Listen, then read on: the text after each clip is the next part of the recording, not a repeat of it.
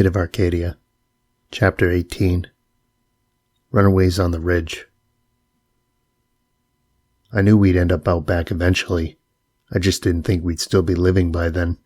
Sitting there in the evening blue solace those nights, I'd whistle and watch fireflies blink on around me as the forest creaked and croaked. It was my own refuge, where I went to escape the dread and frustration of living in that house. The forest out back was the only place I could think and not be worried. It was a pure land indeed. That week our kidnapper developed the spreads he'd shot of me and Josh, packaged them, and drove them off to hand-deliver them to his buyer. He only dealt with buyers he knew in neutral locales, so nobody could track him. Everything was a one-way deal, but it was still risky business. A million things could have happened to get them in the wrong hands from A to B, but he didn't seem to care. He was more interested in his return, and regardless of whatever hopes Josh had been fed, even then I knew girls were probably not the ones buying those pics. The first thing I felt whenever I woke now, besides Gus's arms and legs sprawled against me, was the gunk kicked up in my teeth as I rolled my tongue to wet my lips. My hair had grown over my eyes, knotted and flaky on the sheets, and every area of my body unleashed an odor. From there I'd head to the shower maybe once a week, but there wasn't any soap and the water wasn't clean. With rust layered in the sliding glass door running orange streaks down the drain, the dead skin slime surface I had to swish my feet around on, and the calcium crud of the spout trickling lime water on my face, I felt dirtier coming out than going in. Many things were that way there. One day I snatched a pair of scissors from the bathroom drawer, intent on giving myself a trim, but the blades were too dull. As soon as I began to recognize myself, I decided to forego cutting until the whole runaway mess was over. I'd let it grow until I was no longer me, and I was no longer there. I spent so much time at the mirror in those days that I began to see those faint little hairs around my upper lip and chin, and for a second all I could see was Dad's face. I splashed it with water. Gus wiled his days between the bed and the bathroom and rarely wanted to do anything else. There wasn't much for us to do anyways but play our video games, eat crap, and get ourselves off, all things I did way too much in the week we were supposed to lie low.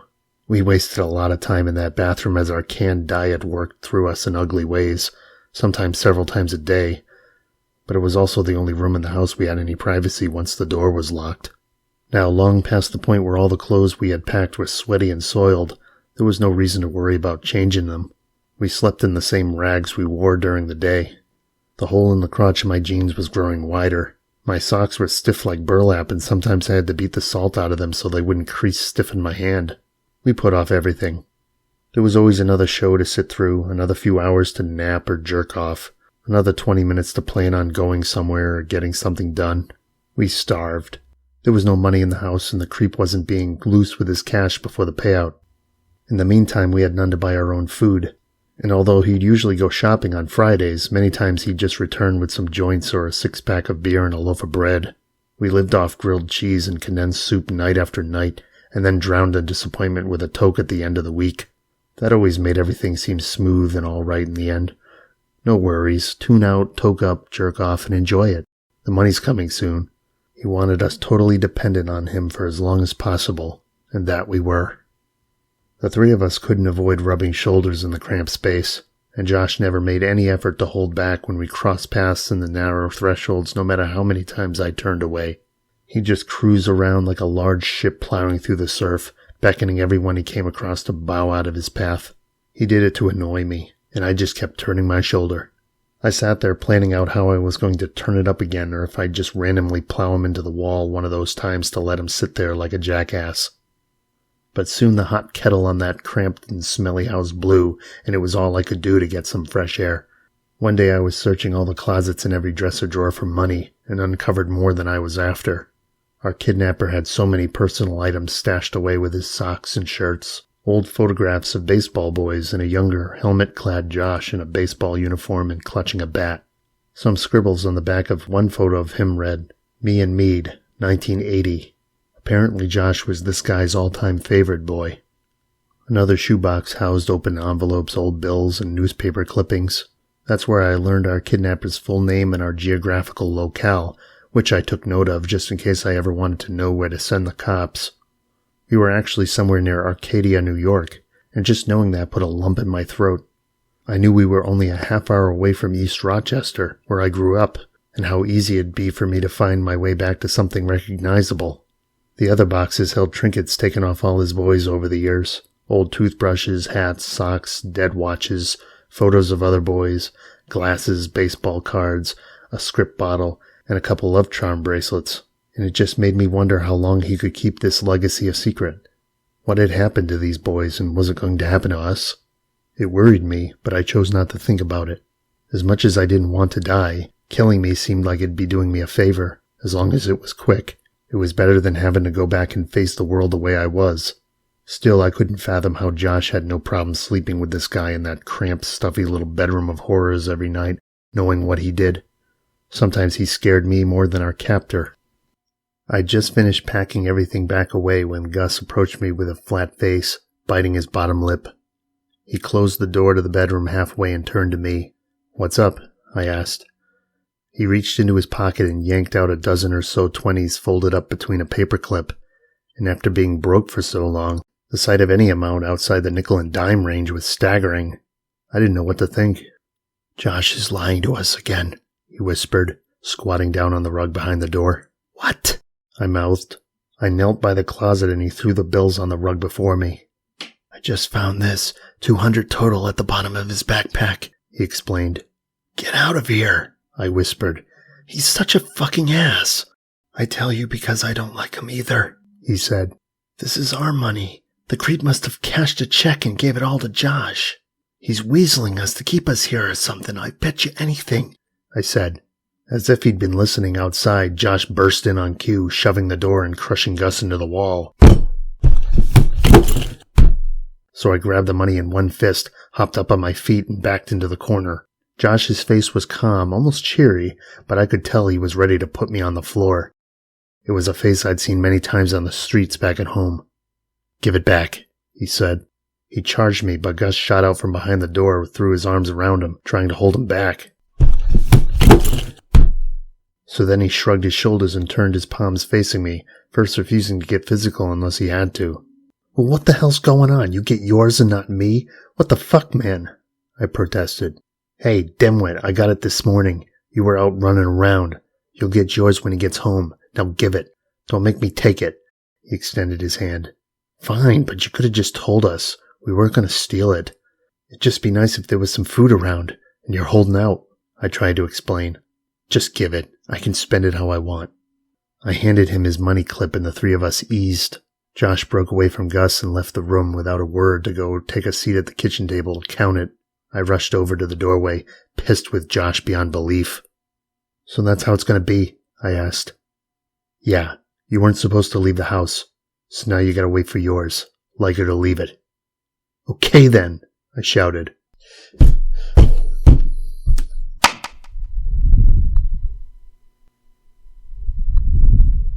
I stormed from the side screen door and hit the road again just as the afternoon sun crept up on the treetops. As far as I knew, no one saw me. Gus followed my lead. Whatever his reason was for getting out, I just knew I couldn't stay cooped up in that miserable place another minute. There was no reason for it.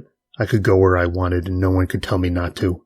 Sitting around there was getting us nowhere fast, and sooner or later we'd have to face facts. We were living in the real world, even if none of it seemed all that real anymore. Gus trailed on behind the whole way, and it felt like the blind leading the blind. I had no idea where I was taking him, and we only ended up heading further down the road past some other houses carved out in the sticks. As the sky pinkened, I could see the lights in town blazing a bit farther out through the trees, and I followed them to the main drag. There a drugstore sat on the corner, and behind it was a small strip parking lot with a few headlights and taillights scurrying around under the glowing signage. That's about all there was down there. When I reached the intersection, I waited for Gus to catch up. "You following me?" I asked. "Guess so. Where else can I go?" he said. "Anywhere, really." "Do you think he'd actually send us back, or do you think he'd kill us or put us somewhere?" Gus asked. "I don't know what to believe," I said. "But I had to do it, though," he began whispering to himself, again, randomly, as if to someone else who wasn't there. "But you know that. You said it yourself, remember? In the shadow. I listened, and this is what I got." I didn't say anything at that, and he broke from his trance. His face fell as he realized I had just seen him do that. "Sorry," he said, to me this time. Gus must have had some troubles in the past because talking to him was like talking to the voice in your head. He always won even if he seemed wrong, and something painful must have produced that skill in him. He was always talking to that voice, and I just thought it was funny. We crossed the lot to the outlet, and I got to thumb through some of the back bin video games for a few minutes with Gus tagging along. Thanks to my kidnapper, I could buy and play these games anytime I wanted, but now they were all garbage titles, yet more space shooters and sports clones, and their printed labels of fierce monsters, blinding lasers, and baseball dust dives only made me wonder how any of that would be rendered in blocky pixels and farting blips. They too were just another lie. The false hope on the exterior always left the inside wanting. It had all been done before, and back then they didn't need the printed labels. When the two of us stepped out of the store, we decided we might as well go back to the house. We could have gone anywhere, but we didn't have the money it would take to get there, and that made all the difference. So we ended up sitting on the steps to the local church because Gus wanted to listen to the singing voices of the people at the Saturday evening vigil from the outside. For a time we just sat there in silence while the sun sank red on the horizon, lighting it ablaze, and then Gus and I got to talking about what the future was going to be for us. I'd said I'd never thought about it, so I'd never seen it coming. The future had always been about spaceships and moon colonies to me, like in the video games or Dad's pulp comics. I'd never actually seen myself in it. Gus said he'd never seen himself doing anything with his life other than singing in the church choir, because it was the only thing he ever got into doing, and he just wanted to do that the rest of his life. I guess you had to live a little bit of life around the fence to ever really picture yourself beyond it. Gus glanced behind him and stared off at the sky beyond the steeple as the choirs back in the church lifted up and lowered, waving his hands as if conducting them. It was all very pretty, I had to admit.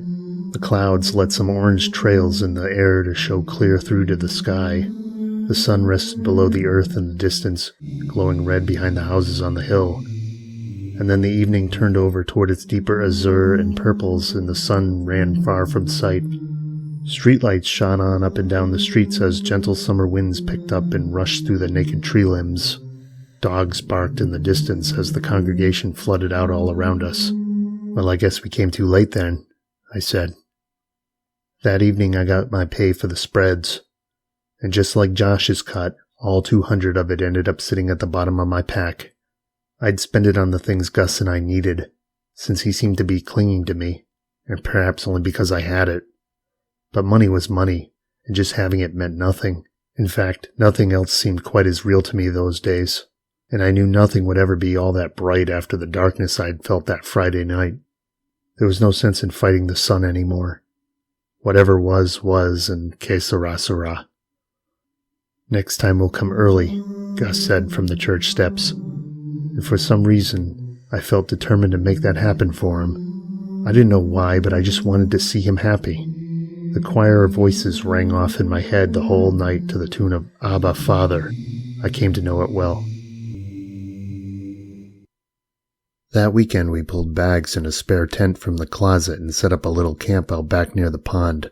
The creep was now saying he'd seen our mugs on the missing persons board at the local post office, so there was no messing around anymore, at least according to him. He said he was no longer safe keeping us there because the police knew Josh's connection with him, and was sure they would more than likely be paying a visit to ask if he knew anything. And since we couldn't be around if that happened, we basically got kicked out. It didn't seem to make a whole lot of sense at the time, but nobody objected. We were too scared of the possibility of being caught by then and going to the hall, and too excited about being on our own for the first time. Whether the threat was real or not, I figured it beat hanging around that house all day. The plan sounded more like some great adventure to me than a forced exile, and the idea of us being like outlaws camped out on the ridge like in all the old westerns I used to watch made it even more exciting. It didn't seem like such a bad way to spend a few weeks of the summer, and this guy was stocked with camping supplies anyways. Obviously he'd done this before. The sun beat down on us in the clearing, and we baked as we staked the rods and poles and pulled the tarps, but long before the afternoon sky was red we were kicking back at our own private campsite in a pine needle clearing by the pond. He left us there that evening saying he'd hike down once a day to bring us food, and told us to keep the noise and movement low, and that he'd leave the back window unlocked at the house for use only when we really needed it. For real emergencies he chucked a roll of toilet paper at us, We knew that wouldn't last long. After he left, the sky turned over dark blue and the evening winds picked up again to rustle the leaves and blow steam all over the small pond. The bullfrogs began croaking and the crickets beat a murmuring hiss punched by dog barks in the distance when the darkness closed us in.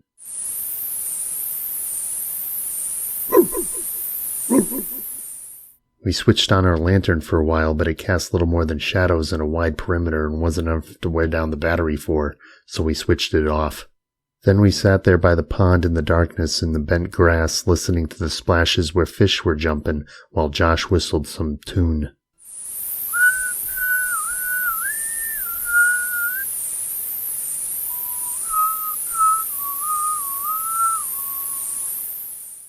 He sat closer to the water, almost drowned out by the crickets and frogs. Gus huddled close to me, his head turned up at the treetops as long as they were still visible against the night clouds passing overhead. But I just stared at the ground. We fought off the onslaught of mosquitoes every damn night we were out there. Pinch! One of them stuck me in the neck, so I swatted it, killing it, and rubbed off its broken remains where they were left. I wasn't going to be taken advantage of anymore. Not if I knew better, and not unless I asked for it.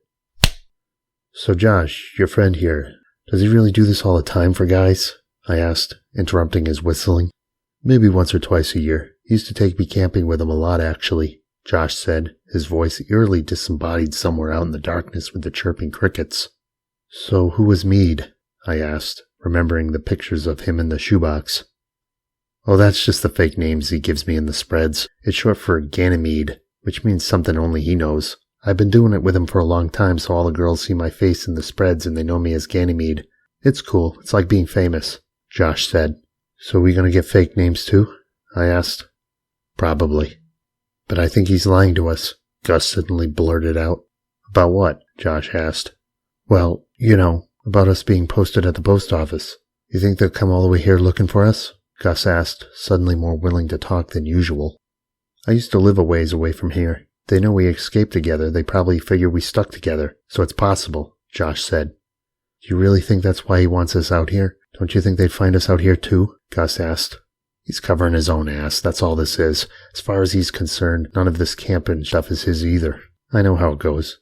He doesn't want anyone finding out about him. Yeah, because he's sick in the head. My stepdad called guys like him Blackhearts. This guy is one of them, Blackheart Man. Gus strangely continued to chime in. I always called guys like him Chickenhawks, I added. Well, whatever you call him, he's our sicko, he's our Blackheart what have you, and he's the only one who really gives a damn about us right now, because nobody in the fucking system does, so like it or leave it, Josh said. We should ask him what our last names are, I suggested. They would have printed them at the post office. Or just go and find out, Gus added. Show our faces there? That's a brilliant move, genius. Excuse me, sir, have you seen me? Josh laughed. As far as we know, this could still be a setup, Gus continued. He made some money on you. Now he can say he just found us here and he wants us out when the police come. I don't feel right about this. He was so paranoid that night. Must have been the dark woods spooking him. He wouldn't do that. He knows me, Josh explained.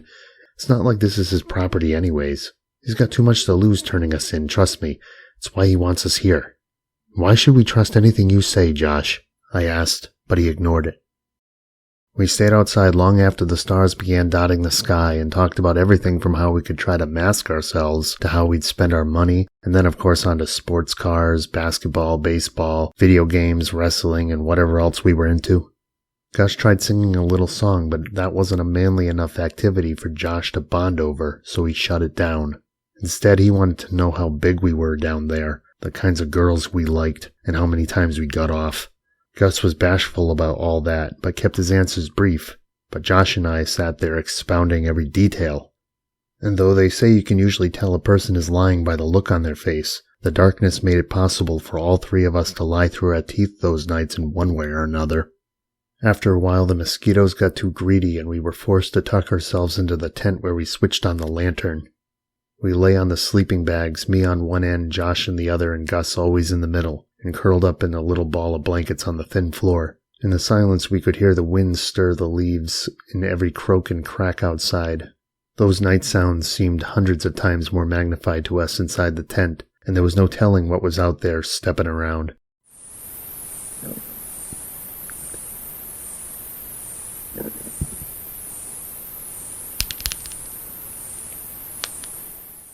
We switched the light off at some point.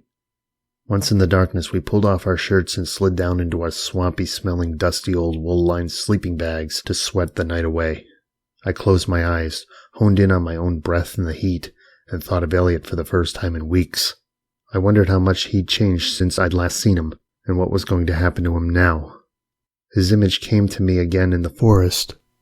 There he was, still a fawnlet, Pan the goat boy, overtaken by a thorn, and with dew sparkling in his fig-leafed hair, and a sunbeam with his pipes and a tune all his own. In my mind he never changed.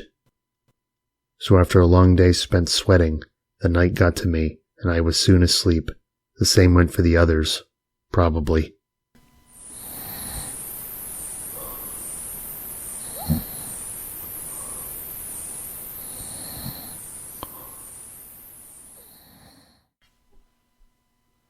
The first day we spent camping out back began with the sun shining through the tent roof, flashing and blinding me with swaying shadows of the tree branches when I opened my eyes.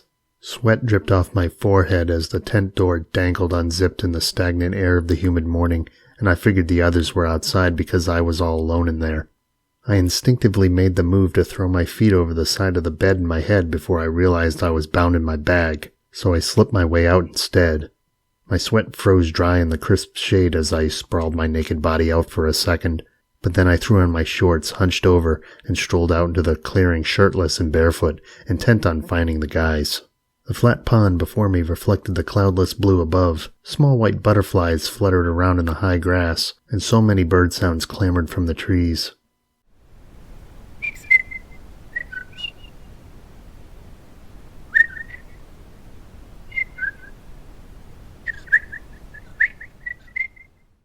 To my surprise, I found the guys standing barefoot in the shallows of the water, right down in the thick of it, and splashing around beneath a grove of tall pines.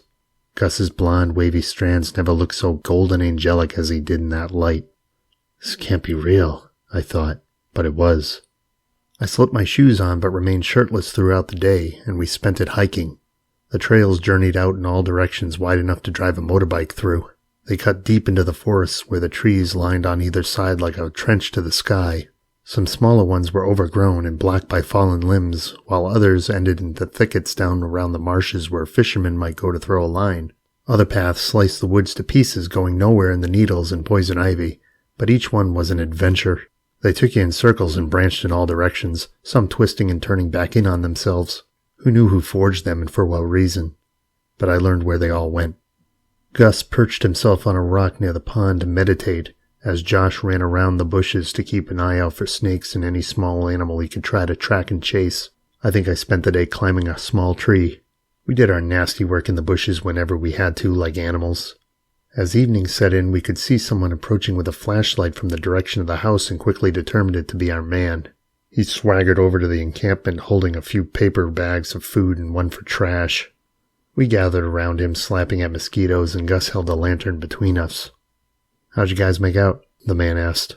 We were more interested in getting our food, the typical fry pit fare and a large soft drink each, and we sat back on the ground to eat our meals for the day almost without a word. In the midst of bites and swallows, Josh asked if we could have a fire, and the man said no, not unless we wanted smoke signals. He said he hoped we were enjoying ourselves, and then laid down his new ultimatum just as the darkness made it all too impossible to resist him. Our work was never done. "Guys," he said, starting in his typical low-browed glare, "I'm not going to force nothing on yous, okay? I got no problem covering for you, feeding you, and giving you a place to sleep and shit, but here's how we gotta do it this time." I could feel my stomach turn, having known it'd come to this again sooner or later. Apparently his buyer now wanted a deeper piece of us, and promised to pay out even bigger if we did exactly what she wanted. From what she'd seen of Josh and me, she wanted more of the same manly stuff, and of what she'd seen of Gus, she wanted something even more far out, apparently. Yeah, like hell this buyer was a girl. Josh demanded that we do these takes separately this time, and the man said it wouldn't be a problem if that's what he wanted, except for Gus's shoots, where all three of us would be needed. He explained how any series of shots could be made to look like something was going on that really wasn't, and how it was all about placement, close-ups, and props, but otherwise it'd all be staged if we preferred. Which, of course, we did. He said the videos would be hard to fake, but not impossible. Josh tried to put his foot down at the suggestion of doing videos, but it didn't work. As separate shoots, we'd do our roles in turns, Josh first, Gus second, and me last. And that was it. Don't disappoint them now, guys. They really love all three of you. They told me to tell you that, he joked. Just the thought of having to do it again was enough to sink the joy of the evening, and the fact that we were now so compartmentalized made it seem like a job, a performance, more than ever. No matter how drugged we'd be, no matter how much he'd assure us that these girls really loved us. As I listened in the darkness with the crickets, our kidnapper stood there changing before our eyes as his face washed over in the shadows. It's not like he turned into some winged beast from out of the blue, for all three of us knew it was coming, and it's not like he grew horns and hooves, but one thing was certain, as Josh had always said, this guy knew what he was doing. I took smaller bites as the creep walked back toward the house.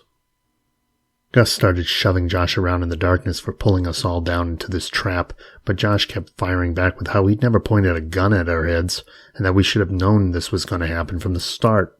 It seemed he was okay with doing anything he was told to do as long as he got to do it alone with his man, because he didn't have anything else to say on the matter once he'd gotten that. And since he knew he was first up, he was determined right from that moment on splitting with his money as soon as possible to get out of having to do any more group shoots, so there was no question we'd be losing Josh. He took us to task for wanting to stick around without him. Gus felt pressured by him to leave. Josh, I began apologetically, I'm not going with you, okay? Get it? I'm not going back. You two can do what you want, but fuck it, I'm not going anywhere. We're gonna end up back there anyways, Gus said. I'd rather fucking die than go back there. And I thought we were never going back, remember? That was the plan, I said. Yeah, Jared, but fuck. Shit happens. I mean, come on. I'm not talking about going back there. I'm talking about going somewhere else better than here. Don't you get it? We're raping this guy. We'll make out good, too. Better than I thought. We don't need him. We got some money now. We could go anywhere we want. We could go to the city and be all hooked up and just say we're looking for some action and smack some bills on the table. Don't you get it? Things have changed. I was never very bright, especially back then. But I was smart enough to realize that nothing Josh ever said was true, no matter how much he believed it. Too many days on the streets back home had taught me that you don't just march up and join a gang out of the blue, and even if you could, you'd be more like a pawn than a king. But I didn't want to spoil his fantasy. He wouldn't listen. He was a dreamer, and the next horizon was always going to be better than the one he was currently stuck in. He'd never be satisfied no matter where he ended up. Nothing's changed for me, Josh, I said. Well, then you can stay here and do your thing for the girls, and we'll go on without you, right, Gus? Josh said. Gus mumbled, not sure who to obey this time. That kid always needed a leader to follow. Dampness built on my eyes and a lump grew in my throat. They were ganging up on me, and I knew then and there I was going to lose both of them soon. Even still, I knew I wasn't going back. Not then and not ever. My life meant nothing in the world. Everything I knew and loved had been taken away from me in one swoop, and there was nothing left of me outside of what I had that night sitting there in that gentle breeze by that pond. It wasn't much, but it was everything I had left. Leaving there for me meant more than just getting stuck in the hall. It meant having to endure their treatments, their questions about my past, and their accusations all over again, feeling like some evil person. That night I turned my head up to the stars and wished myself away that instant to where no one could ever reach me. And then I saw that place was already all around me, exactly where I was. I knew it would all go away soon, though, the heavens, the earth, the stars, and that after a time I'd never see these things again. I'd never see the world change or even the snow falling that winter. I'd never make it to the spring. There was only another couple months I could have possibly stayed where I was, only so long as I was banking for that creep, and when that dried up, I knew I'd be dead, or worse. I'd be alive and doing who knows what. Where else could I run? There was no next stop. There were no more escapes for me. That night we spread our sleeping bags in the tent once again, and I still couldn't sleep. Grunting and snapping noises surrounded us outside, and I breathed slow, no longer fearful of what was coming or going out there. The guys added to those noises with some of their own snores and rustlings, keeping me awake, but somehow I ended up going under too. "Jared," someone whispered. I stirred back awake some time later, turning over to see Gus's face propped on an elbow in the bag next to me. He had moved in closer to me since I'd dozed off. "What?" I croaked. "You asleep?" What? I asked again, trying to get him to just spit it out. I just wanted to tell you, I thought about it, and you're right. I'm staying here with you. Okay, I whispered, rubbing my eyes. It's because God is with us. What? I asked. Remember that night we saw him? Yes. I've been thinking, I'm gonna stay with you. Josh doesn't know. We could go down all over again just like we did that one time, but be there forever this time, he whispered. What? I asked, not sure what he was talking about. I've just been thinking about it, and it was like nobody could hurt me there, remember? And we could go back there again if we stay, he whispered, rolling over on his back. Do what you want, I said, too tired to figure out what he was going on about.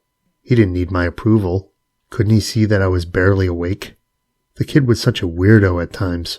I don't know if maybe he was a little slow or had a problem or something, but whatever it was, it made him unlike anyone I'd ever met. He was neither spoiled by the world nor bent out of shape by it, and he actually thought about things before he did them. That's why I loved him. I ended up playing each part of our short talk over in my head for days, trying to figure out what that beautifully awkward little soul of his could have really been meaning to tell me. But because of him, I ended up thinking about God for a few minutes, and only a few, before I went down again. Don't blame me, I was still half asleep.